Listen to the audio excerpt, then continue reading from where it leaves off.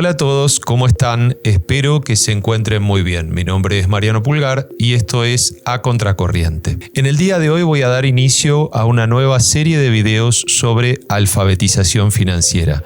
Así que si les interesa este tema, si tienen inquietudes respecto del tema de las inversiones, los invito a quedarse conmigo y empezamos.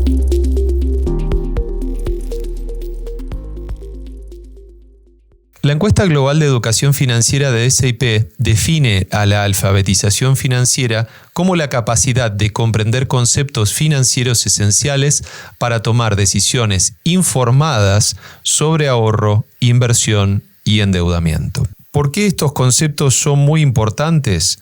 Porque en definitiva hay una relación directa entre la prosperidad de un país y la prosperidad, por cierto, de una persona o de una familia con el grado de alfabetización que tenga y a su vez con la libertad económica del mercado o del país o del lugar a donde esas personas o grupo de personas se desarrollan. Entonces me parece que es muy importante poder abordar estos temas minuciosamente, pero a la vez en un lenguaje simple que todos puedan comprender fácilmente sin meternos en cuestiones técnicas ni mucho menos, como para que a la medida que vamos avanzando con estos videos, cada uno pueda ir tomando aquellas cosas que yo les voy contando y sacar el mayor provecho de esas cosas.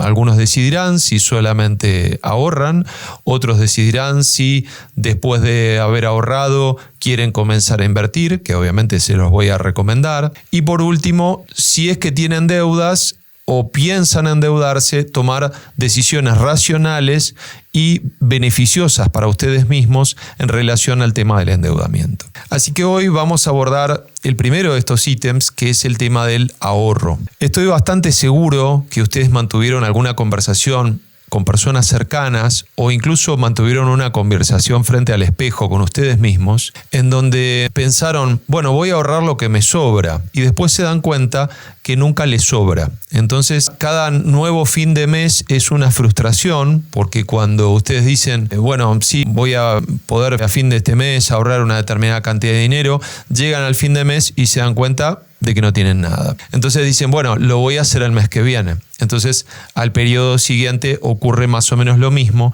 y esto genera una frustración enorme porque uno se siente en algún punto incapaz de ahorrar. Y ciertamente lo somos, es decir, somos incapaces de ahorrar porque a la luz de los datos, si pasan distintos periodos y no podemos lograr ese propósito, somos incapaces. Eso no significa que no tengamos la capacidad. Lo que sí significa es que no tenemos el conjunto de hábitos, la configuración mental necesaria para lograr ese objetivo específico, en este caso, de ahorrar una determinada cantidad de dinero cada mes. Entonces, lo primero que uno se tiene que preguntar es, bueno, ¿cuál es esa configuración mental que se necesita para poder efectivamente ahorrar, para que nos deje de pasar esta situación en la que nos vemos cada mes y que nos genera frustración, nos genera decepción, nos genera culpa también, porque al no poder ahorrar, al no tener por lo menos un fondo para imprevistos, porque los imprevistos ocurren y es mejor estar preparado, sentimos sistemáticamente una frustración y una preocupación y a la vez empezamos a sentirnos, a medida que van pasando los meses o eventualmente los años, nos empezamos a sentir quemados. Es decir, sentimos todo el peso del mundo sobre nuestros hombros, sentimos que ante cualquier dificultad no tenemos margen de maniobra, es decir, no tenemos fondos ahorrados como para poder resolver ese potencial imprevisto. Tenemos que recurrir al endeudamiento, tenemos que recurrir a pedir favores a familiares, amigos o finalmente tenemos que recurrir a pagar tasas de interés muy altas para endeudarnos con deuda tóxica, ya sea de tarjetas de crédito, de préstamos personales o incluso en el peor de los casos de prestamistas, digamos que si bien son prestamistas formales y todo, cobran unas altísimas tasas de interés porque eventualmente nuestro historial crediticio o nuestra reputación crediticia es mala. Entonces, la idea de darles estos consejos tiene la finalidad de, en principio, sacarlos de esa situación y empezar a hacerlos sentir a ustedes que efectivamente pueden ahorrar. Entonces, en otro video voy a hablarles sobre el tema de la preferencia temporal, pero más que nada, así de rápidamente, la preferencia temporal es la preferencia que uno tiene a consumir en el presente respecto de consumir en el futuro. en vez de tener la paciencia, la tenacidad y el coraje como para poder esperar meses o años para finalmente concretar ese objetivo. Bueno, está comprobado que las personas que tienen una preferencia temporal de corto plazo tienden a ser mayormente pobres y las personas que tienen una preferencia temporal de largo plazo tienden a ser más prósperas y o ricas. ¿Por qué les cuento todo esto? Porque evidentemente estos hábitos, estas preferencias, estos valores son los que están condicionándolos a ustedes en esta imposibilidad de ahorrar. La idea de que podemos ahorrar el dinero que nos sobra nos dice a gritos que ignoramos una ley. Y esa ley, por un lado, nos va a liberar en el sentido de que vamos a decir, cuando yo se los cuente, van a decir, bueno, pero no soy yo, nos pasa a todos. Sí, claro que nos pasa a todos. Y es por eso que como nos pasa a todos, tenemos que tratar de hacer una suerte de hackeo mental para evitar que nos pase. ¿Cuál es esa ley?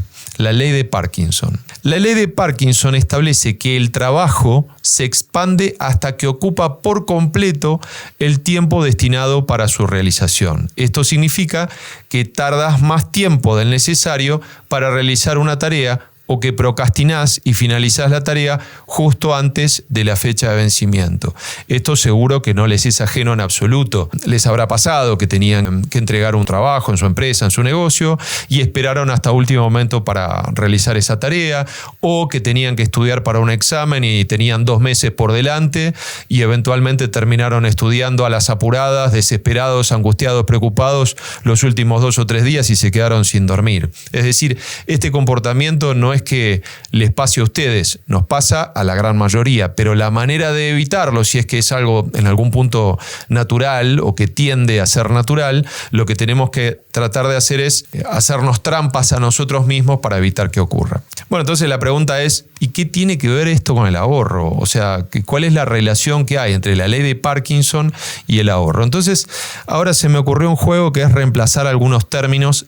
Les voy a leer la misma definición que les leí antes, pero ahora les voy a reemplazar algunas palabras. La ley de Parkinson establece que el gasto se expande hasta que ocupa por completo el dinero que tenemos disponible. Esto significa que gastás más dinero del necesario, y voy a hacer énfasis sobre la palabra necesario, que no tiene nada que ver con lo que deseamos, sino lo que necesitamos, para proveerte de productos y servicios, o que buscas excusas e inventás necesidades que no tenés y gastás todo el dinero justo antes de terminar el mes. Entonces, creo que cuando terminen de procesar esto que les digo, se van a dar cuenta de que es así. Es decir, uno dice, bueno, dispongo de tanto dinero, ya se sabe que durante los primeros días del mes hay una serie de vencimientos, una serie de compromisos que uno tiene que atender, por ejemplo, pagar el alquiler o pagar la cuota de un préstamo hipotecario o pagar las tarjetas de crédito o pagar los servicios, el agua, la luz,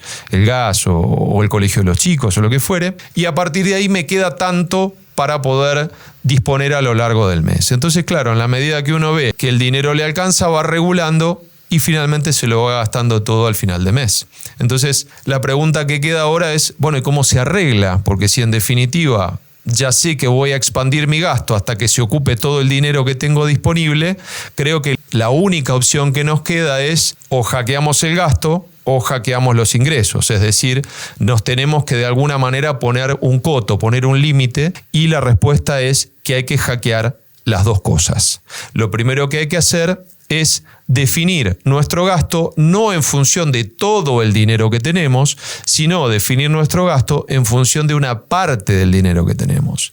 Entonces, ya lo explicó más de una vez uno de los inversores más famosos del mundo, lo que hay que hacer es ahorrar primero y gastar después. ¿Tan fácil? Sí, tan fácil. Lo que hay que hacer es separar una cantidad de dinero cada mes que va a ir destinado a un fondo de ahorro. Después hablaremos, repito, en otros videos del tema de inversiones, pero tendremos que separar cada mes el dinero que vamos a mandar a nuestro ahorro. Lo recomendable es un mínimo del 20% de nuestros ingresos. Hablo de ingresos genéricamente porque los ingresos pueden venir derivados de muchas fuentes. Puede ser nuestro salario, podemos tener un negocio, podemos tener un trabajo y simultáneamente tener un negocio, lo que sea. Nuestros ingresos en general, separamos el 20% de ese ingreso y lo mandamos a un fondo a donde no podamos tocarlo y a donde nos olvidemos de que existe directamente. Después vamos a ver de qué manera lo cuidamos, de qué manera nos ponemos celosos con ese dinero para que efectivamente no podamos echar mano con facilidad de ese dinero. Entonces lo primero que tenemos que hacer es ahorrar.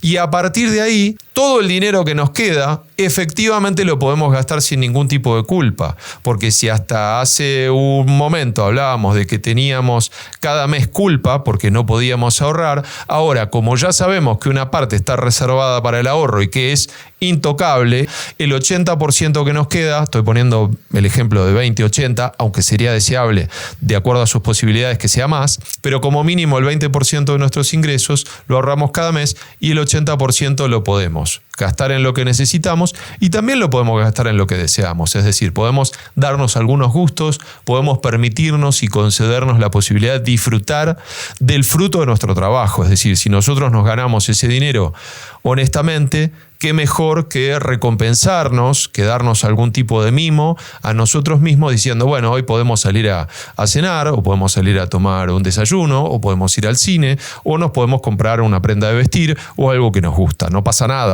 La manera más fácil de hacer esto es tratando de automatizar el proceso, es decir, tratar de evitar que ese dinero pase por nuestras manos. Tenemos que hacer de cuenta que no existe.